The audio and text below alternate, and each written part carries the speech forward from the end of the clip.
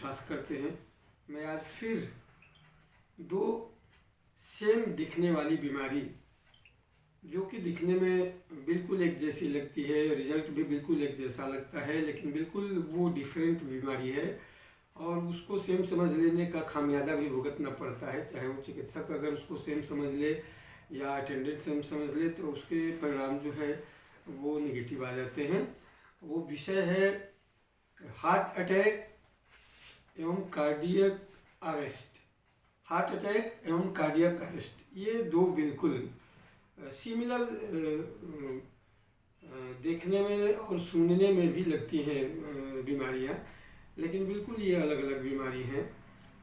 हालांकि इनका परिणाम तो एक ही होता है, लेकिन इनका उपचार, एहतियात और इनके प्राथमिक उपचार बिल्कुल इनको नहीं समझने से बिल्कुल गलत दिशा में चले जाते हैं और उसका रिजल्ट जो है वो पॉजिटिव होने के बदले निगेटिव हो जाता है। तो हम आपको सबसे पहले बता दें कि हमारा जो हार्ट है, हृदय है, तो हमारे बॉडी के इंटायर पार्ट जितनी सेल्स हैं उनको ऑक्सीजन चाहिए। आम लोग, सभी लोग, आप लोग जानते हैं। और ऑक्सीजन वहाँ तक पहुँचाने का माध्यम जो है वो ब्लड ही है। एकमात्र ब्लड ही ऐसा माध्यम है जो इंटायर बॉडी के सेल और टिश्यूज तक जो ऑक्सीजन पहुंचाता है। इसका ट्रांसपोर्टेशन पूरा की पूरी हृदय की हमारी जो कार्य प्रणाली है उस पर निर्भर है। तो हम देखते हैं कि हृदय में हमारे दो प्रकार के एक्टिविटीज, एक्शन और रिएक्शन होते हैं। पूरी शरीर के इंटायर बॉडी से खून जो है हृदय में पहुंचता है और पुनः हृदय से कॉर्नरी के माध्यम से जो है, कॉर्नरी के माध्यम से पूरे शरीर के इंटायर बॉडी तक जाता भी है। ये दो प्रक्रियाएं जो है हमारे हृदय के द्वारा जो है वो संचालित होती हैं, जो बहुत महत्वपूर्ण है। तो हम देखते हैं कि एक जो प्रक्रिया है कि पूरे इंटायर बॉडी से ब्लड होते हुए हमारे हृदय को पहुंचता है, और एक है कि ब्लड जो है हमारे हृदय से, हमारे हृदय के अंदर जो है वो कई फिजियोलॉजिकल फेज से गुजरते हुए और पुनः बाहर जो है वो निकलता है और कॉर्नरी पल्मोनरी के माध्यम से वो बाहर की तरफ जाता है, जहाँ वो लंग्स में जाता है, वहाँ से ऑक्सीजन को ऑब्जर्व करके और पूरे बॉडी तक वो ये पहुँचता है। तो हमारे जो ब्लड बाहर से हृदय की तरफ जाता है, इसमें जब कोई व्यवधान होता है तो हार्ट अटैक होता है। और जब हमारा ब्लड हृदय से बाहर की तरफ फेंकने में जो पंपिंग सिस्टम है, वो पंपिंग सिस्टम में जब गड़बड़ी होती है, मतलब कहिए कि हृदय के इंटरनल जो हमारा एक्सप्रेशन है उसमें जब गड़बड़ी होती है, तब कार्डियक अरेस्ट होता है। एक चीज़ आपको ये भी बता दें हम, बहुत आवश्यक चीज़, कि हमारे हृदय के अंदर जो है जो तंत्रिका तंत्र है वो हृदय के अंदर हृदय खुद एक विकसित कर लेता है, जिसके इर्द गिर्द ही हमारा हृदय की हमारी गति जो है एक वेव में, एक वाइलेंस वेव में संचालित होती है। और वो जब इंटरनल हमारा वेव गड़बड़ होता है, तब हमारा जो है ब्लड बाहर की तरफ ट्रांसमिशन नहीं कर पाता है। और उस कंडीशन में हमारे जब ब्लड जुगुलार हमारा जो वेजल्स है, जो कि एक सबसे लंबी तंत्रिका तंत्र है, उसको ब्लड नहीं मिलने से हमारे ब्रेन, हृदय, लिवर, अन्य इंटायर ऑर्गन्स तक ब्लड नहीं पहुंचता है। खास करके ब्रेन में जब ब्लड नहीं पहुंचेगा तो ब्रेन शून्य हो सकता है। उस कंडीशन में आदमी जो है वो कोमा में चला जाता है। तो मैं आपको बता दूं कि कार्डियक अरेस्ट जो है, इसमें हमारे आउटपुट, हृदय का आउटपुट सिस्टम जो है वो गड़बड़ाता है, तो हमारा ब्लड जो है बाहर के अंगों तक नहीं पहुंच पाता है। और ये सडन एकाएक इसकी सबसे बड़ी पहचान है कि व्यक्ति बिल्कुल निश्चेत हो जाएगा, वो सेंसलेस हो जाएगा।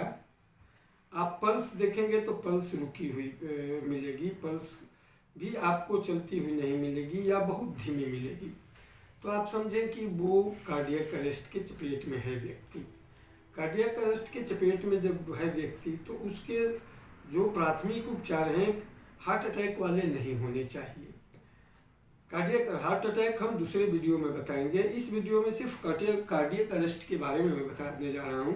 कार्डियक अरेस्ट का जो हमारा अभी तक जो चीज़ें सामने आई हैं उसमें CPR, कॉर्नियोपल्मोनरी रिसक्शन के माध्यम से हम उसको लौटा सकते हैं। इसमें इसकी दो विधियां बहुत प्रचलित हैं। एक विधि है कि उसके जो चपेट में आ चुका है व्यक्ति वो बिल्कुल निश्चित पड़ा रहेगा, सेंसलेस रहेगा। आप आवाज़ देंगे लेकिन उसमें कोई भी प्रतिक्रिया नहीं होगी, तो आप समझिए कि कार्डियक अरेस्ट के चपेट में है। आप पल्स देखेंगे तो बिल्कुल पल्स नहीं चलती होगी, तो आप समझिए कार्डियक अरेस्ट के चपेट में है। और इस कंडीशन में आप CPR कर सकते हैं और कोई भी एक्सपर्ट व्यक्ति कर सकता है। जबकि हम लोग बड़ी भूल करते हैं, इसमें सिर्फ गोड़ हाथ मलना हिलाना शुरू कर देते हैं, जो कि एक निगेटिव परंपरागत एक्शन है। इसमें आप CPR कर सकते हैं। CPR का मतलब हुआ कि आप अपने दोनों हाथों को ऐसे कर लीजिए और चेस्ट का जो बिल्कुल मध्य भाग जिसको स्टर्नम कहते हैं, और ये बिल्कुल जहाँ एंड होता है उससे थोड़े से ऊपर आप इसको करके और उसको पंप कीजिए। ये पंप आपको 60 रेशियो में होना चाहिए पर मिनट के हिसाब से। पंप करने से वो रिसक्शन, ये रिसक्शन मतलब पुनर्जीवित हो जाएगा, उसकी श्वसन क्रिया चलने लगेगी। उसके बाद आप तुरंत उनको उचित इलाज के लिए ले जाइए। दूसरा एक और तरीका है, लेकिन सबसे ये अच्छा तरीका है। दूसरा तरीका ये है कि लेफ्ट साइड में दोनों उंगलियों को ऐसे और अंगूठे को ऐसे पकड़ करके और मुंह में जोर से फूंक मारिए। जोर से फूंक मारने से भी उसके पुनः उसके श्वसन क्रिया आ जाती है और उसके बाद आप इलाज के लिए आसानी से ले जा सकते हैं। लेकिन चूंकि मैं होम्योपैथी का चिकित्सक हूँ और होम्योपैथी में एक बड़ी ही सफल औषधि है, वो किसी भी कंडीशन से लौटाने में सफल है।